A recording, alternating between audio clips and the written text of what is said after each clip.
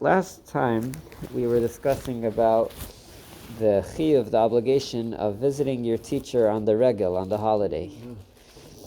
So, Reb Yitzchak, he says that there's an obligation for a person, a man or woman, to go and visit his teacher on the holiday. Oh, that's interesting. Yeah. So we were trying to see, does it apply these days? Is it for men? Is it for women? Is it for both? And the source for that was the story of the woman from Shunam, the Shunamite woman. And that was the story when her son pretty much died. And she went to Elisha, the prophet, and Elisha brought her son back to life. That was the Haftorah of last week. Oh, right. Yeah. And her husband, he didn't know right away what happened. He asked his wife, "Why are you going to Elisha?" He said, "It's not a Shabbos and it's not Rosh Chodesh."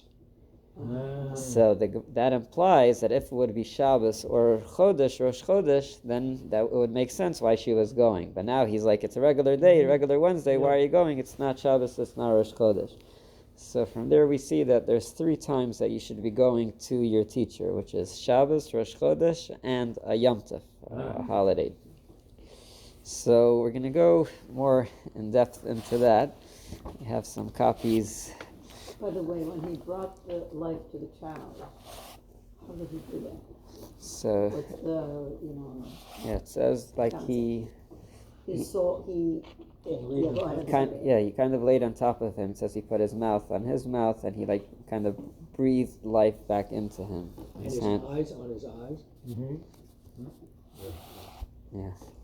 So sorry, these things are in Hebrew, but I'll translate and okay. So it's the middle of this booklet where it says page 1. And we'll go through a little bit of the story and the Gemara that discusses, where it has these sources copied and pasted.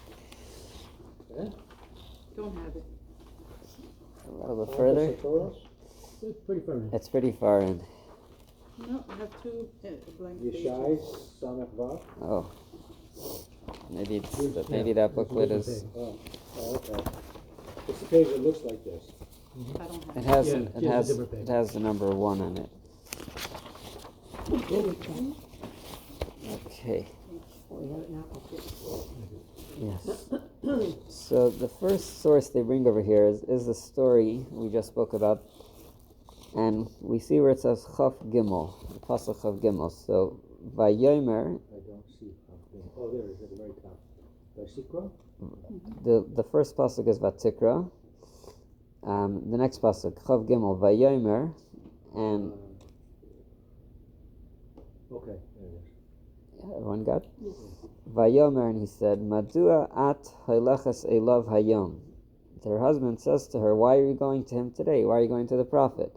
Lo chodesh velo Shabbos. It's not Rosh Chodesh and it's not Shabbos. Vatomer shalom." And she said, peace, or kind of goodbye. It's all good. It's all good.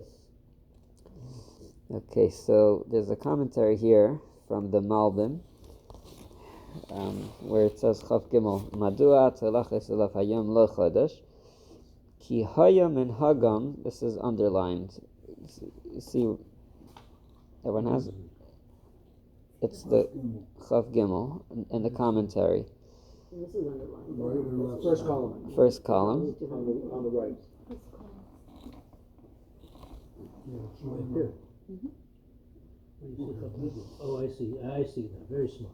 Yes, it's very small. Madua telaches elav hayom lo chodesh. He explains, Ki hayom and hagam leleches al ish halakim. It would be their custom to go to the man of God, which is like a prophet, b'chodesh v'Shabbos, on Rosh Chodesh and Shabbos. What's the source for this? Shekamay shetziva Hashem al haliyah beregel, just as Hashem commanded that we go up for the Yom Tov, Lil Maicham Darchi Hashem, to study the ways of Hashem, Mipia Koyanim, from the priests, L'hamshech olav shefa kedusha, and to bring upon you a flow of holiness, Miasheichin b'bayis hanifchar, from the one who rests in the chosen house. Why would people go up to the Beis HaMikdash? Because there's a special kedusha there, special holiness, and the kohanim that were there, you would learn a lot from them. V'haya min haroi sheyalu gam b'chodesh v'Shabbos. Really, we should be going to the Beis Hamikdash every Shabbos and every Rosh Chodesh. U'kamei sheyiyah l'asad lavei. The truth is, when Mashiach will come, we will be going every Rosh Chodesh and Shabbos to the Beis Hamikdash. That could be a show. Yeah, so we won't Oh, have, that could be a show.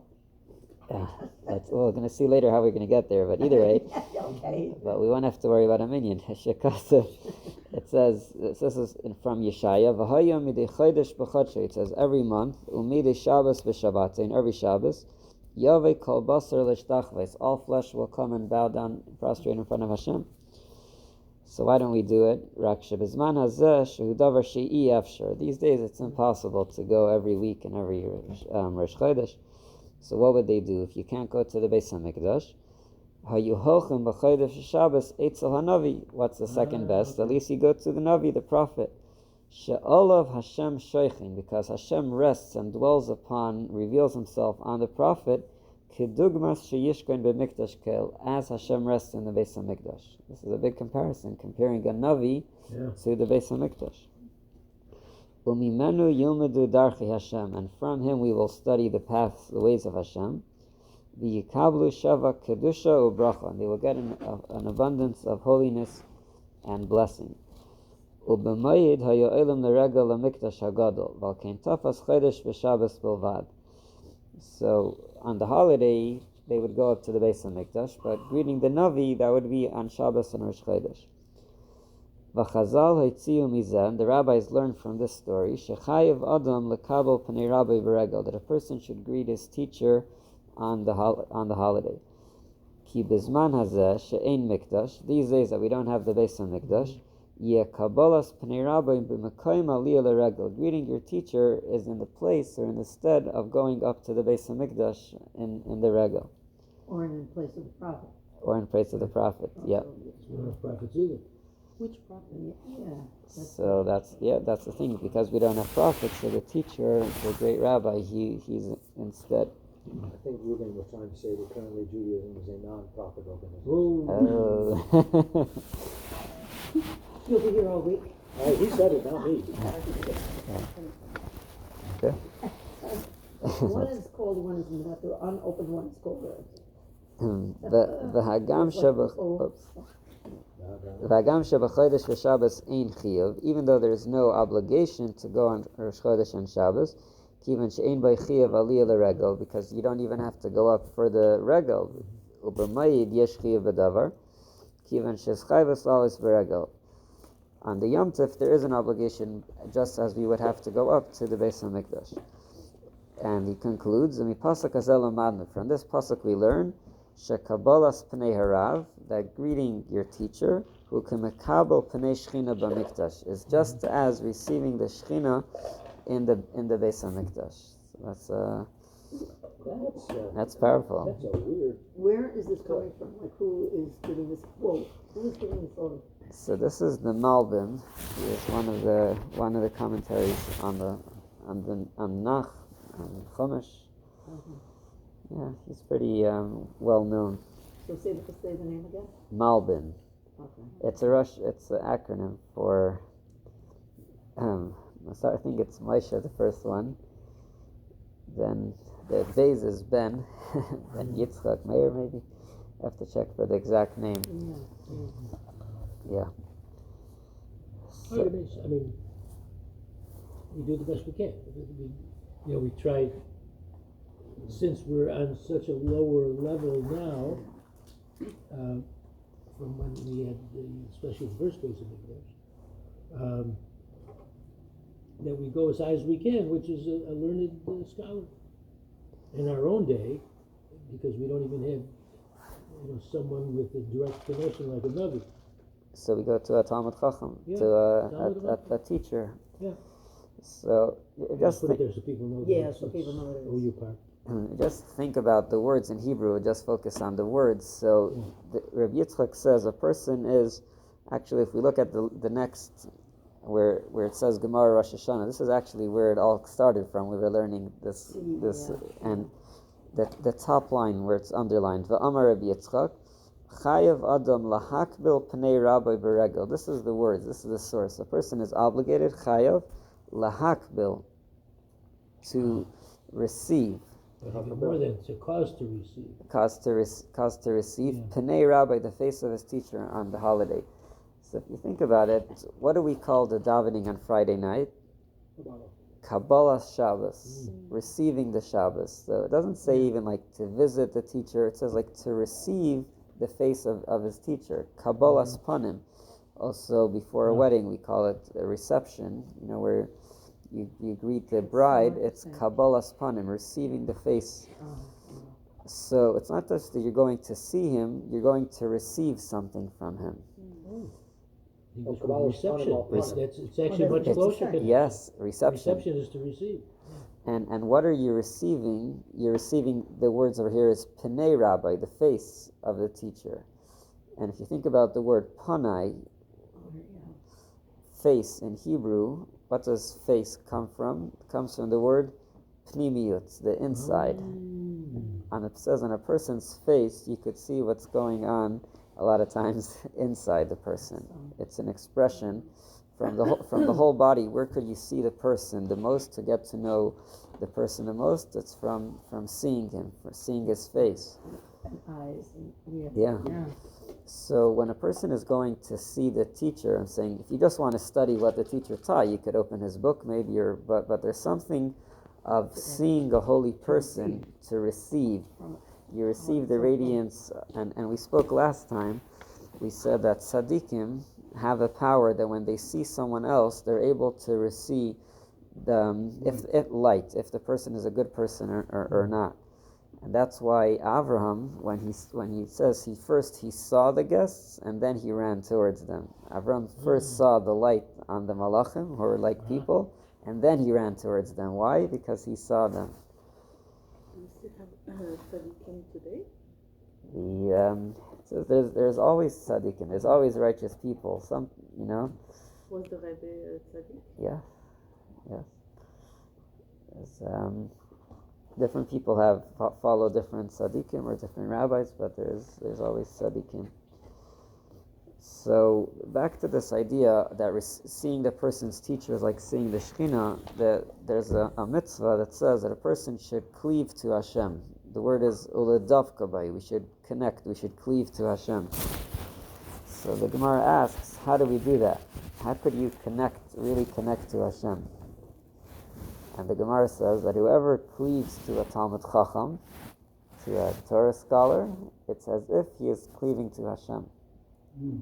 That's a pretty powerful thing. So we see over here that someone who's really connected to Torah, connected to Hashem, a true Torah scholar, connecting to him, being close to such a person, is actually compared to, in a certain sense, to connecting to Hashem. So that's why the Malbim is saying over here that in the times of the Beis HaMikdash, we would go up to the Regel to see Hashem. Now we don't have a Beis HaMikdash, then they would go to a prophet. If you don't have a prophet, you go to a rabbi, you go to a Torah scholar. It sounds like there's a little bit of a conflict or a tension between whether it's the next best thing or whether if it's the equivalent. Over here, he says that it's equivalent. Hu kimekabel. Yeah. So you say if you can't do this, do that, and you can't do this, do that, that implies that it's lowering. Yeah. But over here, it's actually sounding that it's compared. That's a very bold statement. Yeah. Okay, so this was from Rosh Hashanah, and now moving on to Sukkah. So another discussion we had is that what happens, on Yom Tov, you're supposed to be with your family, you're supposed to be with your wife and kids. But what if your teacher lives in a different place? Do you have to go to greet your teacher then? So let's... Oh, look, yeshiva bachers, they don't necessarily go home at Rosh Hashanah. Yeah, They so... stay in yeshiva, So they're part of... They're staying by their teacher. And the flip side of that is, would you leave your kids to go to Florida to see your Rebbe? Would you leave your home? I know, it's an interesting question, that's why I'm bringing it up. Were you here last week? What? Were you here last No. week? Because the thing is, you're supposed to be Simchik by Shabbos. So would you, in effect, you'd be leaving your simcha to fulfill this obligation if you had to leave your home? Right, so that we have here two obligations that I are, know. it's like a conflict. From one end, the samachta, you're supposed to be happy with in your family, and from the other hand, we have this obligation to visit your teachers. So which one? Yeah. If you're that far away, it wouldn't be an obligation from So- Buffalo to Florida. So But let's, if you're in Amherst and you're a couple miles or a mile away from it, and you're not in the city, you might go. that's one of the options we discussed last week, that one of the rabbis explained that it depends on the distance, how far you are. But let's see in the source. So this is where it says sukkah. It's the third. Perik Sheni? Perik Sheni, and it's underlined where it says Taf Reish.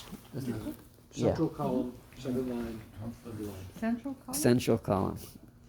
In the 3-column layout.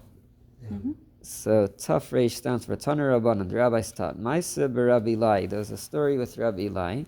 Shahalach lahakbil pnei Rabbi Eliezer Rabbi Belud beregel. He went to visit his teacher Rabbi Eliezer in the city of Lud on the Yom Tov. Amar Lai Eli. So he told him, Eli, Eincha mishayfse haregel. You are not keeping Yom Tov. You're not resting on the Yom Tov. So we have two rabbis, very similar names. We have Eli and Eliezer. Rabbi Eli is a student of Rabbi Eliezer. And his teacher is saying, why did you come to see me? You're not keeping the Yom Tov. Shahaya Rabbi Eliezer Omer, because Rabbi Eliezer would say, Mishabeachani, I would praise Atzlonin, the lazy ones. She'ein yotzin mibatein beregel, the ones who don't leave their home on the Yom Tov. He calls them lazy. Dichsev v'samachta ato v'sachat, says you should rejoice, you and your family, your household. That's what we studied on day 1, way back in the beginning of this book. Oh yeah, that's right. We're We this said that you're praising the lazy ones as far as people that they didn't come to tarry the in class. study hall. They went home quickly Yeah. to make a Simchas Yom Tov. Huh. It connects all the way Wrap back. around. Yeah. So this is funny. So we have this student, Rabbi Lai, he's going to his teacher, and his teacher says, like, I'd rather if you stay home. But then the Gemara questions this from Rosh Hashanah, what we just said. Eini v'am Rabbi Yitzchak minayin shechayev adam lahakbol pnei Rabbi beregel. But we just studied that you're supposed to visit, you're obligated to visit your teacher on the holiday. Shenamar, we bring the source, Madua at Seilav Hayim. Why are you going Loi Chaydesh v'Loi Shabbos? It's not, it's from the Shenamit, it's Mechlal, the B'Chaydesh Shabbos Mechayev Inish Lekabuli Ape Rabbe, which means that on the Shabbos or Chaydesh, you would have to visit your teacher. So we have two opposite teachings here. Loi Kasha, it's not a problem. Hada Azul v'Asi b'Yomi. If you could go and return on the same day, then you are obligated to visit your teacher. Hada Azul v'Lo Yasi b'Yomi. If you can return on the same day, then you don't have to visit your teacher on the holiday. That's what the Gemara says over here.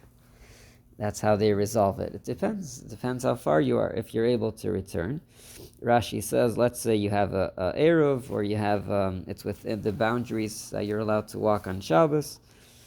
Then you are obligated to visit your teacher. If not, then you're not obligated to. So that's the Gemara in Sukkah. Now, Can a teacher command you not to? what Can a teacher command you not to? if it's beyond the tchum? No, just Or- in general. I'm a Rebbe. Just in general. I want to celebrate my Shabbos. The last thing I want is my 400 students showing up all day long. Can I say no? Can I That's deprive them of the I mitzvah? think it's, that's a very good question, because in general, there's a whole thing about honor. If you're allowed to forgo on your honor, let's say a teacher is supposed to have respect. But what if the teacher decides, I don't need to be so revered, so I want to be more flexible, more open to my students? Is he allowed to? Or even a king, we're supposed to fear when the times that there was a Jewish king. So it says a king is not allowed to forgo on his honor. That would be the opposite.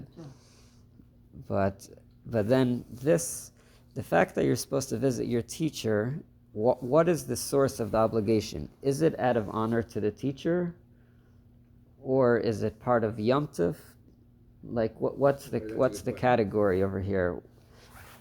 it could be going to the teacher. It doesn't even have to do. It doesn't depend on the teacher. It's like it's your obligation. It's not something Doesn't that. the teacher have an obligation to visit his teacher?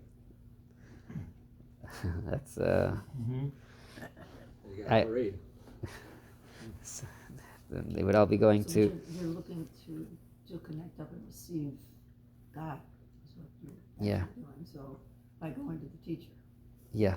So the teacher, Why would he deprive the student from receiving Hashem? That would yeah, if, yeah, if that's the reason. Yeah, that's a good point. yeah.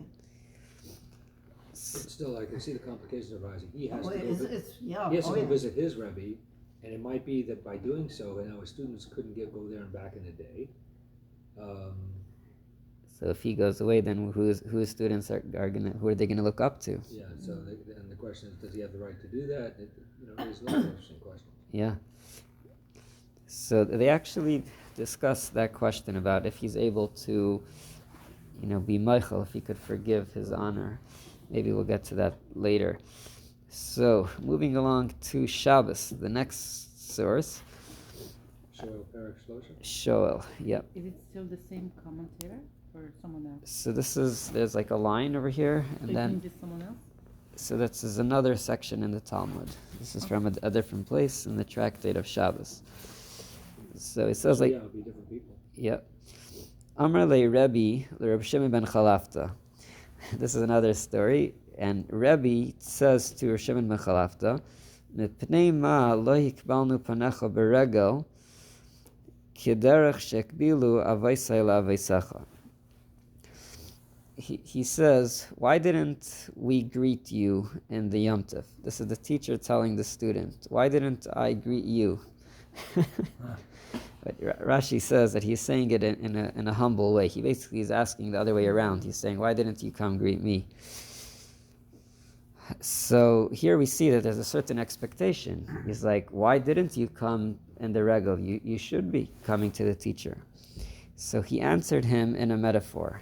And he told him like this: Amrle sloim nasu gvayim. There was these little rocks, and they became taller. There used to be just a few rocks on the way, but now it got taller. Kroivim nasu rechaikim. Close, what was close became distant. Mishtayim nasu shalish. From 2 there became 3. What is the meaning of this metaphor? He's basically saying, I got older. It's a cane? The third is the cane, very good. Oh, very good. So he says, I used to have just 2 feet, now I have a cane, so it makes it harder to go. And the pebbles became rocks, meaning small journeys became hard ones. So he starts as a baby on 4, that's the 4, right? No. So it there's says, no 4. he just says 2 became 3. becomes 2 becomes 3. I'm thinking about the rocks becoming large boulders. That implies that the walking became difficult. So Rashi says that that's referring to himself actually, that I was younger, first I was just a little rock, and now I became older, that's why he says something that was close became distant. Even, it used to be closer for me to get there, it wasn't so far. Now that I got older, it seems distant, even though it used to be closer, and I used to, just walk on 2, now I have 3. So now he basically explained the reason why I wasn't able to go is because it's harder for me now that I was older. So here we see a story where there was a certain expectation of going to visit your teacher in the Yom Tov. The riddle of the Sphinx. The riddle of One of the famous riddles of the Sphinx. One walks on 4 legs in the morning. That's what you were. Yeah. One walks on 4 legs in the morning, one walks on 2 legs in the afternoon, and walks on 3 legs in the evening. And it's a Oh, human. from birth to, sort of middle life. So we found a little bit of a source for that from the Gemara, right? Exactly. Yeah. So now we're going to discuss a question. I think maybe David mentioned this last time about women and their obligation to visiting a teacher, because we know that women are obligated in mitzvahs, only the ones that are not time bound. There are certain mitzvahs that you have to do in a specific time. Most mitzvahs are actually time bound. Like, let's say Prayers. prayers. This is only for men. So the obligation is on men, which means women are allowed to, but they're not obligated to do so. Oh, right, because this is talking about the Shunammite woman, so the question is, why is she, Yeah, why is she? She has to take care of the kids. and Yes, also- that's one of the reasons why they're not obligated. So the question is over here, is this thing when it says a person, it says chayav adam, a man, a person should go to visit his teacher, and the source of this is from a woman. And the question is, why is she going? What's her obligation to go every Rosh Chodesh and every Shabbos? That's also an interesting thing, because it looks like she wasn't home too often if she's going every Shabbos, every Rosh Chodesh. So also women are closer to the Shekhinah as a rule, so the things that would bring them close to the Shekhinah aren't as obligatory for them because they already have that natural closeness. they have that closeness. So that's, again, raises the question, why would we learn from her? Why do they have that natural closeness? Because they're part of frankly, childbirth. Because Because they women carry- just only they- don't have the urge to make war and to, all the things that make men what they are, which is why we have so many more mitzvahs and obligations. So Shalom Asani Isha, you're actually, in the morning prayers, one interpretation of that is that women don't need all of those corrective behaviors all the davening and all the rules, because they're just naturally tend to be more spiritual and tend to be, more they're more active partner in creation and all that stuff. It's like one of the things that says women, like they don't need to wear a yarmulke, a head covering, because usually we have to remind ourselves of Hashem. But it says women, they have this sensation, they recognize and feel Hashem, like even without the reminder, more into it, yeah. So that the question is whether, if a man has an obligation and a woman does it, it's not obligatory. So how do we learn an obligation from a woman? From a woman. Who doesn't have an obligation? So Because she already has that. She's doing it of her volition. She already has the understanding of that obligation, although she doesn't have to fulfill Right, that but for her it's a obligation. She volition. understands the concept, and that Yeah. it would be something that the man would have to Right, do. but I should exactly, say we're have learning to. an obligatory behavior from a voluntary behavior, which is an unusual thing. and another thing is just thinking about it. It doesn't say that he would go every Shabbos and Rosh Chodesh. It sounds like that maybe she was going more than him. Right, but we That's already what- know that he was like an East Tom. her husband, Yeah, he was a simple man. like he wasn't so. It says that in the commentaries, Mhm. that he was not on her spiritual level by any means. Right. So let's look on, this is the column on the left, on the bottom, where it says Pnei Yehoshua.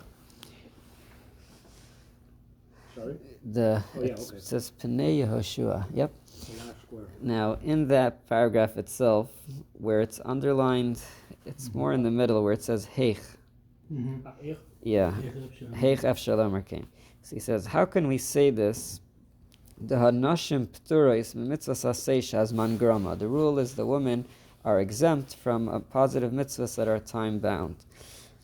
Afilu mitzvah da'iraisa, even from a mitzvah which is from the Torah. Mikol shekein michiyav de Kabbalah. This is not clearly in the 5 books of Moshe. This is from the prophets.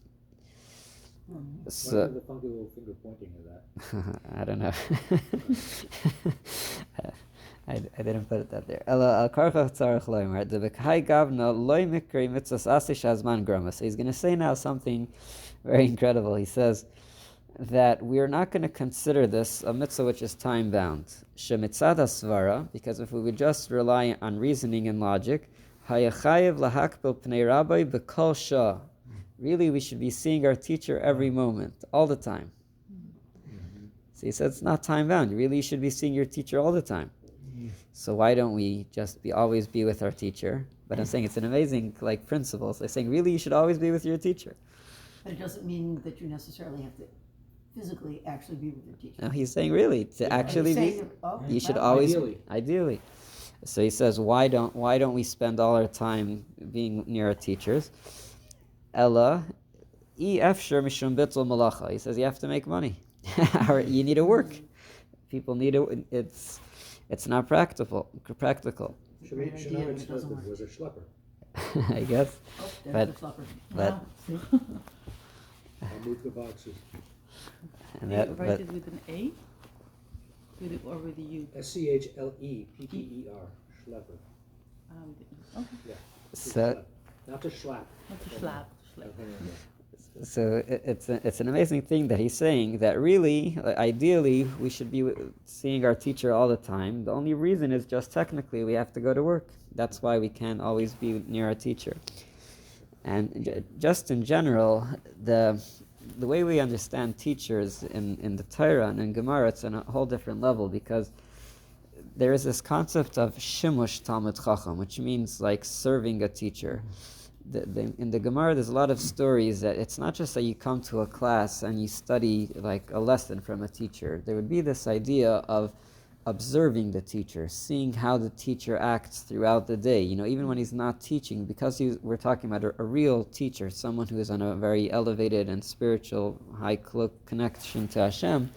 So you would observe just even how he eats, how he talks, his regular conversation. It says even from the mundane words of a Talmud Chacham, of a Torah scholar, there's a lot to learn from it. So that's what type of person we're talking about over here. And such a person, you're saying you should be with them all the time. You should always be around such a holy person. Yeah, because you're receiving that godliness. of that. Yeah. Yeah. So he says, so why don't we? So he says it's not time bound. It's not a mitzvah that you only need to go on Rosh Chodesh and Shabbos. You should be doing it all the time. But we just have to go to work. How do you know that we have to go to work? Kidi alfinan mi efes ki lo yeh b'chol evyon. It's a funny question, but I think people take it for granted. But he's saying we actually learn it from a pasuk. The pasuk says there should not be poor people within you. Like the Torah is saying that. But how do we expect that we shouldn't have poor people if you don't go to work? So obviously you have to go to work. You can also learn it from Pirkei Avos, Torah in Derech Eretz. Yeah, it says Torah has to be with. Torah always. Also, the Torah says you should work 6 days a week, and then on Shabbos you rest. So, Avidas Avidas Rabbi Avidas Shalai Kedemes. V'davar Yedua b'Taisus u'b'Paiskim. Okay, so now what about so if the woman, but it's an interesting thing. He's talking about a woman going to work here also. So now, why is Shabbos on Rosh Chodesh a time when a woman could go to visit her teacher? So now this is an interesting halacha. It says she'ein lenashim lasis malacha b'Rosh Chodesh. It says the women are not supposed to work on Rosh Chodesh. Oh, that's interesting. Rosh Chodesh is a special holiday connected more with women. The beginning of the month, we just had it. I've heard that before. Why is that? So it says that when the Jewish people, when they made the golden calf, the woman did not participate in the sin of the golden calf of the idol. So Hashem said, as a reward for that, I'm going to give you a holiday. I'm going to give you, and that is Rosh Chodesh.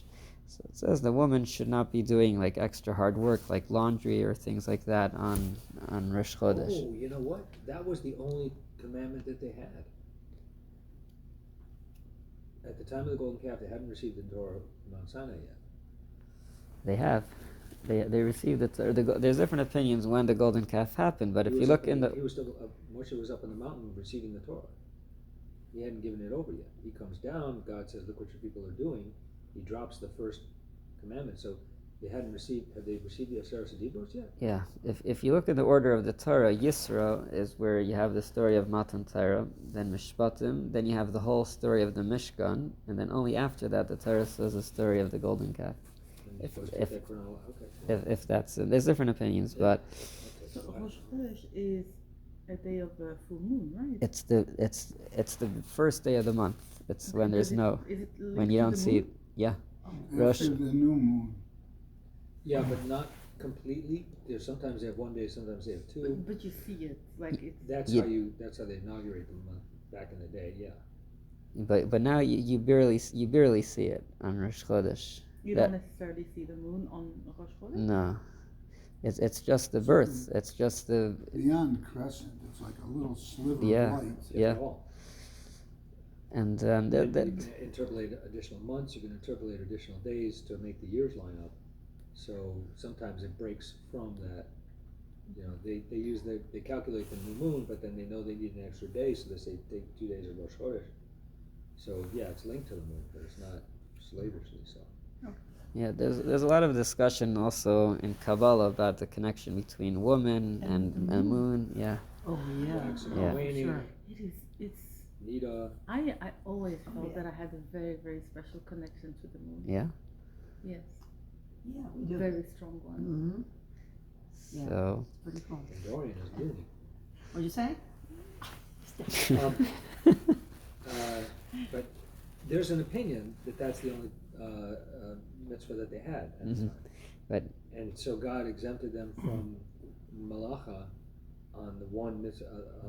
I think that might be significant. I don't know. okay, so look What's at malacha?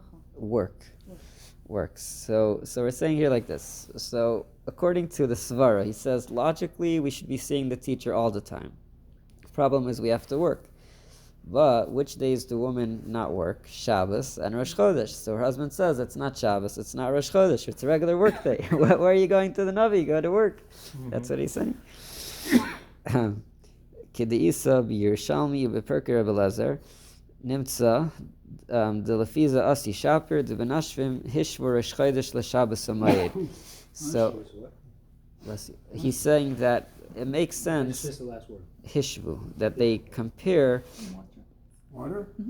It says it makes sense that if we're talking about women, that we would compare Shabbos and Rosh Chodesh. Why? Because for them, it's also a Yom Tov. The Rosh Chodesh nami mikri ma'id. But he says that men do not have to visit their teacher on Rosh Chodesh because they have to work. Only women don't have to work on Rosh Chodesh, or are not supposed to work on Rosh Chodesh.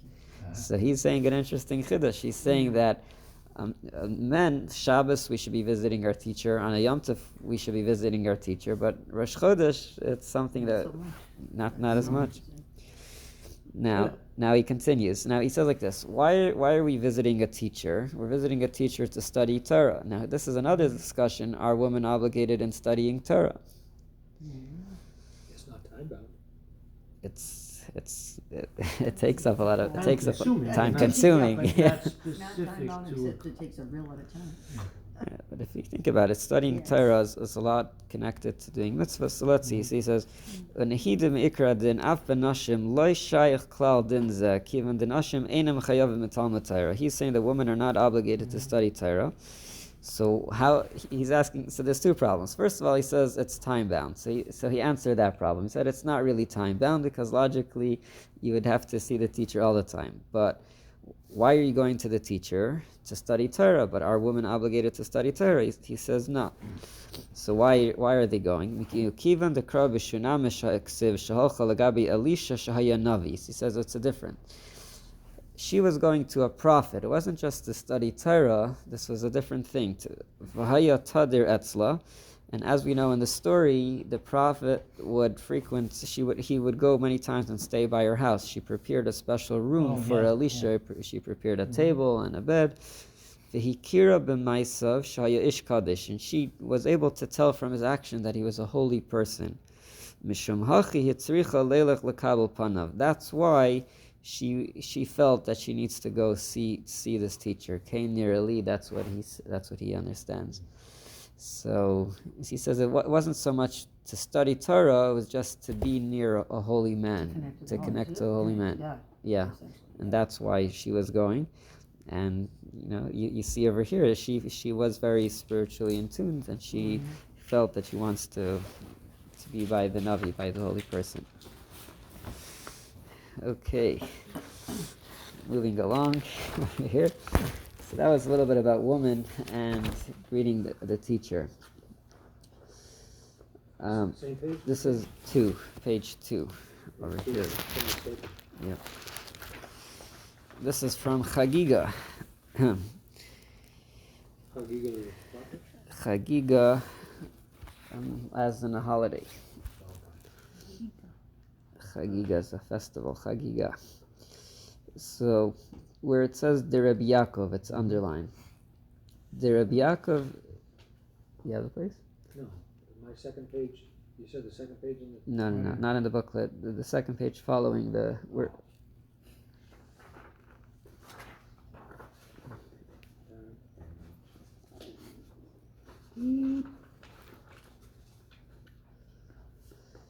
So where it says the Rebbe Yaakov, the Rabbi Yaakov ish Kfar Chitaya. There's a rabbi, his name is Rabbi Yaakov from the city of Chitaya. Hava Makabel Api the Rabbi Kol Yoma. It says he would visit his teacher every day. This is telling us a practice of this Rabbi Yaakov. Where it's underlined, where it says the Rabbi Yaakov ish Kfar Chitaya on the first Chitaya. Hava Makabel Api the Rabbi Kol Yoma. He would visit his teacher every single day. Kikash, when he got older, Amrlei Loinit Star Mar. He says, don't bother, Dela Yachil Mar, because you're not able to. So, who became Mar is a master? Yes. So basically, here is actually an example. You asked, could the teacher say that you don't have to come? This is the teacher says. I wonder how old the teacher was, but he says to his student, he says, you don't have to come every day because it's hard for you. Lo yachol mar, you can't. Amalei, so he responds back to his teacher, Mi zutar, is it little? My dechsiv behu b'rabanan, that it says about the rabbis, V'yichi oid lo netzach, he will live forever. Lo yira hashachas, he will not see Gehenna. He will not see destruction, purgatory. Ki yira chachamim yamusu, because he will see the rabbis. Because he will see the rabbis when yamusu, when they are passing. So this is an interesting when they're dying. So Gehenna is like hell. I thought it doesn't exist in Judaism. We do believe in it in a different way, but it's different. It's Yeah, different. It's hard to explain. It's very hard to explain the difference. It's a I've holding tried. center. I've failed. A what? A holding Hard, center. hard. A holding center. You'll go into greater detail. Okay, we'll discuss this another time. But Yeah, either way, yeah. there's a pasuk that says that seeing a rabbi, seeing a chacham in a time that they're passing, causes that the person visiting should live forever, should have a long life. So he says, if seeing a rabbi when he's passing gives you this great merit of living forever, living a long life, seeing the rabbi when he's not passing, when he's still alive, should certainly give you a long life. So he's saying, why are you taking away from me this merit of having long life? Going to see a rabbi gives you arichas yamim, gives you long life. So the teacher's saying, you're old, you don't have to come. Oh, that's right. And he's saying, if you want, I want to live longer. And it's one of the merit of seeing your teacher is arichas yamim. We see is living long life. So he he did not accept that. He went. He still continued to visit his teacher. Okay. But that wasn't a case of So this is the rabbi giving up honor. That was a case of the rabbi wanting to be merciful to his student. So you can't derive from that the rabbi is he's giving up honor, but he's doing it not because he's being self-effacing, but because he's concerned for his student's health. But we that's true.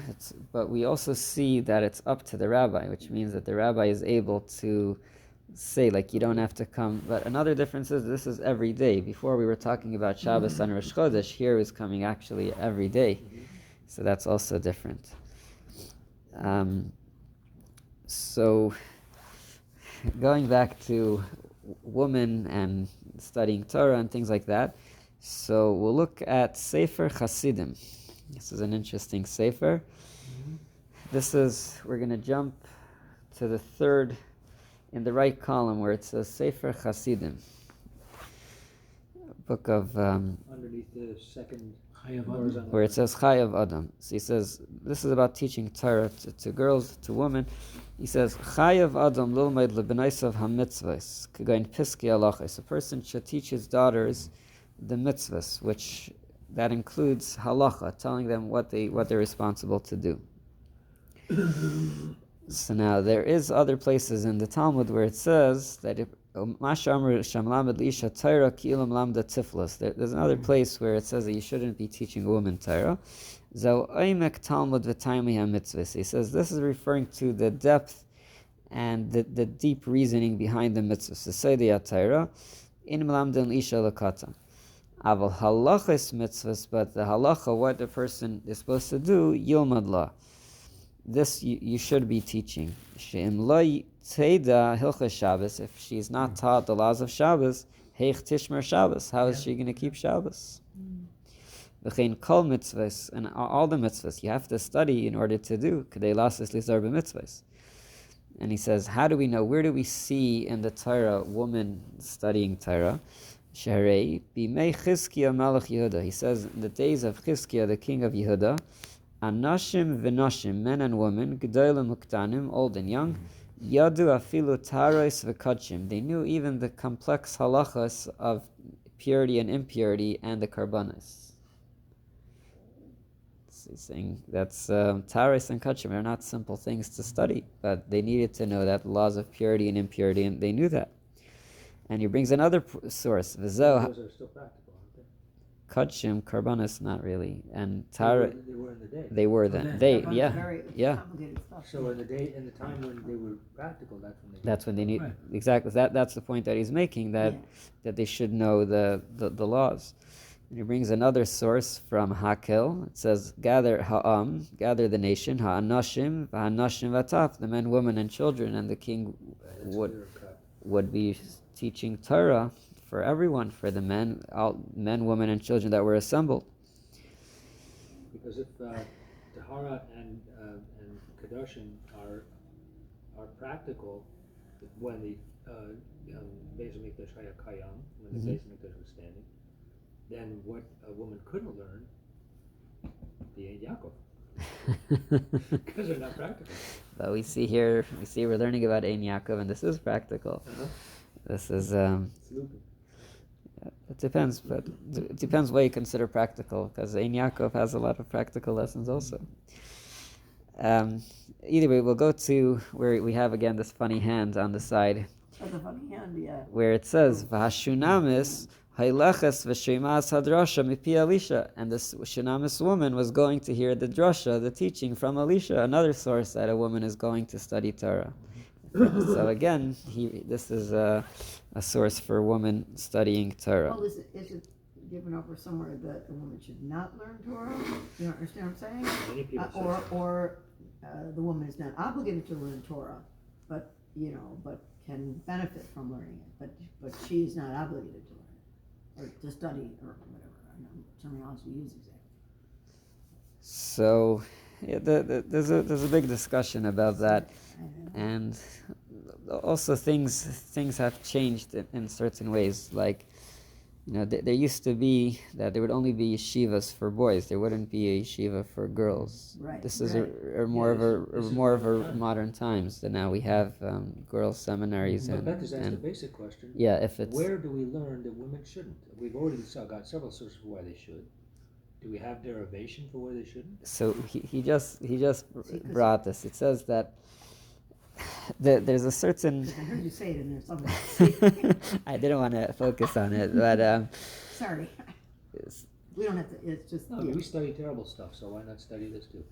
I'll say what it says. It says here that there's a certain fear that they might take it the wrong way, certain things.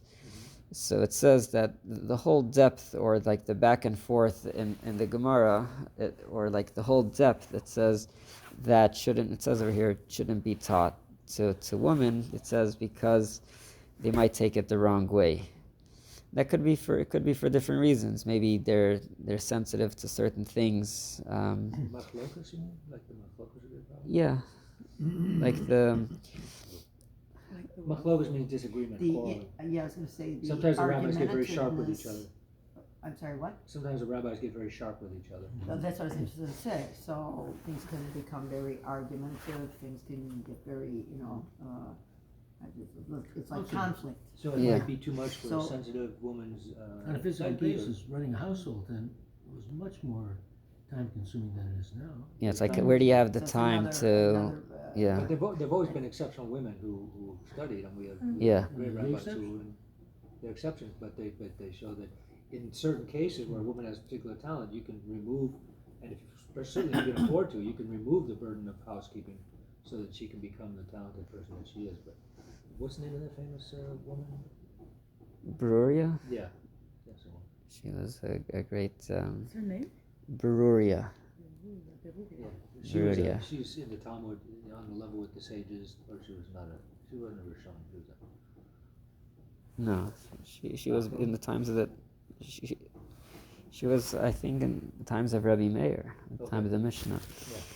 so very early and fundamental and qualified, but she's the exception that proves the rule. She was so talented that she was not obligated to the burden of keeping a house because she had the ability. But for most people, the obligations and the abilities are competing factors. So another thing that I was thinking, I'm saying I'm not going to make a generalization, but there is this idea that women are also very practical, So all the complications, and sometimes it's better just to focus on the halacha, what you have to do. Yeah, But- that's what I'm saying, like yeah. the discussion, Yeah. argumentativeness, the kind of conflict business. Gets into the Would weeds. potentially be difficult. Maybe Generally, they I would mean, be afraid of like some feminists wanting to change everything and That's another story altogether, so look out. Yeah. And then just mention something in the bottom here. There's another discussion about. This is in Makar Chesed. I'll just say it outside. There's a discussion about the voice of a woman. There is this concept about listening to a woman singing. Oh, we yeah, generally. uh-oh, here we go, look out. Go ahead, go. So Yeah, go ahead. yeah. So the question is if it applies to only singing or also speech in general. Like, what if a woman is talking during a class or maybe giving a class. So it brings over here on the bottom that where there is the fear of heaven, we do not have to worry about the voice of a woman leading to some negative or bad things. So he's saying Wait, that what is that? See, what? he's saying generally the problem with listening to a woman singing is that it could bring out certain feelings of attraction or whatever to that woman Yeah. singing. So he's saying that if it's during a Torah class, we don't have to worry about it. Saying sometimes it's not only if the woman is singing, it says the words are koil isha, the voice of a woman could be attractive, right?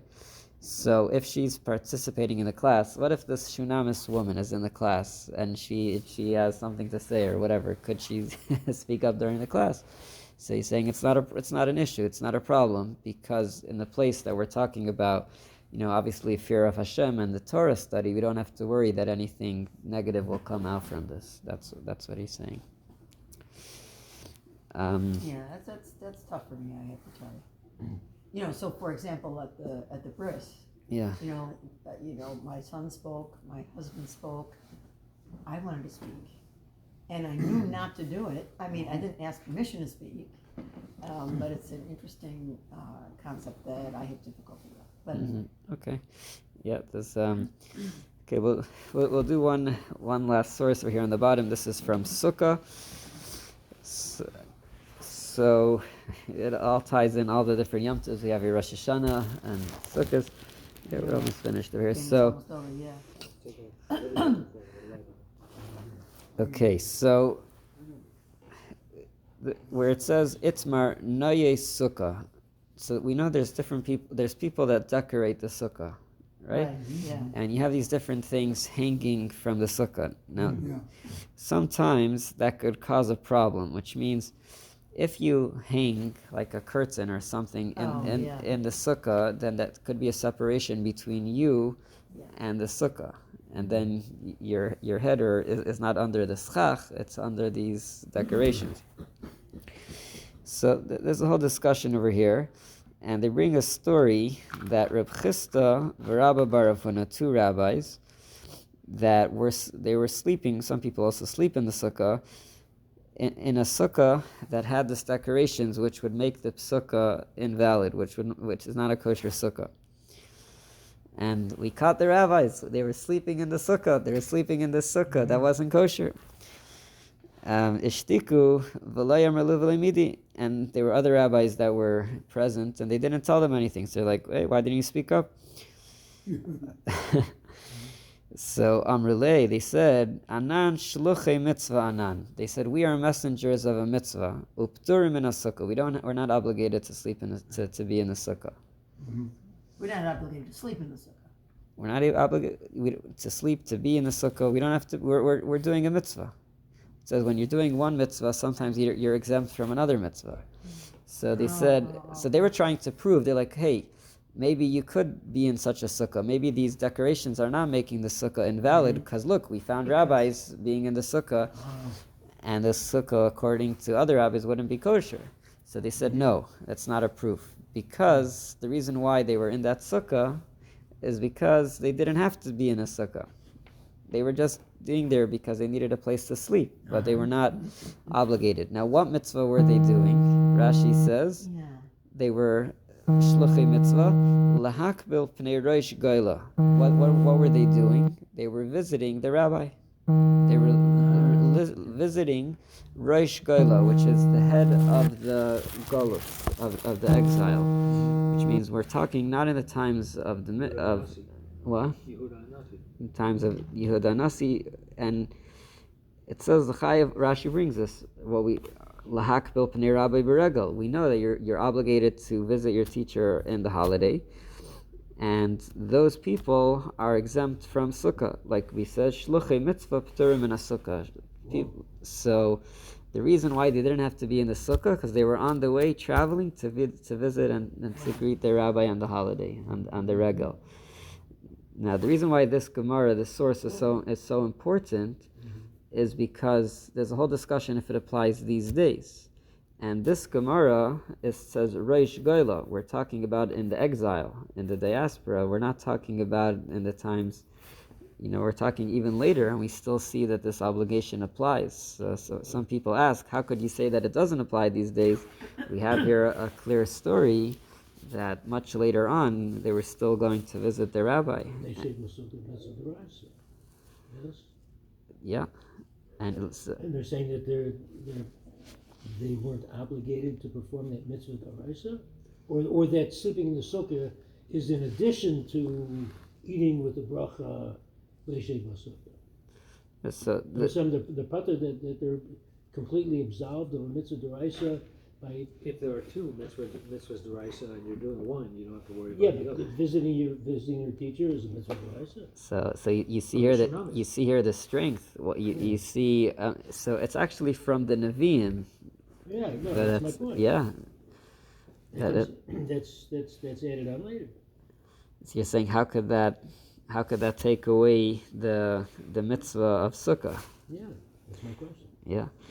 So we brought last time from the Chassam Sofer. He actually says that it's midoraisa, the visiting your teacher on the regels, and he says because the pasuk says you should see es pnei Hashem Elokecha 3 times. Mm-hmm. He says the word es pnei Hashem Elokecha is to include Talmidei Chachamim. So he says that it is midoraisa. But we don't think about this how powerful and strong this obligation is. Also, don't we learn that from Moshe running to see the angels? Abraham. Abraham, I mean. But that's not his teacher. That's a different, Okay. That's a bit different.